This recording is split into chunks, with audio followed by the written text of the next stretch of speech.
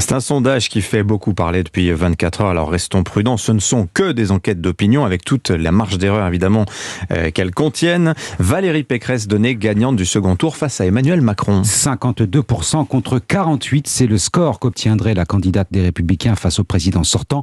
Sondage de l'Institut ELAB pour l'Express et BFM, l'écart est net même s'il est virtuel. Louis Dragnel, cela reste un sondage mais ce n'est pas une bonne nouvelle pour Emmanuel Macron. Eh bien, même si un sondage n'est qu'une photographie de l'opinion à un instant T, il y a au moins deux enseignements. Tout d'abord, ça montre pour la première fois qu'Emmanuel Macron peut être battu au deuxième tour. C'est quelque chose qu'on n'avait pas vu jusqu'à aujourd'hui. Ensuite, ce sondage est le reflet d'une vraie dynamique autour de la campagne de Valérie Pécresse. De ce point de vue, c'est une progression très rapide, car il y a encore quelques jours, aucun candidat potentiel de la droite n'était en mesure, dans les sondages, de remporter la présidentielle.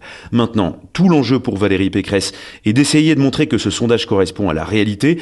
Et pour Emmanuel Macron, ça change beaucoup de choses, notamment parce que Valérie Pécresse, comme lui, est à la recherche de l'électorat de centre droit, ce qui peut d'ailleurs poser une difficulté à Édouard Philippe, chargé de séduire son ancienne famille politique. Ensuite, parce que Valérie Pécresse est une femme, et ça compte dans l'opinion.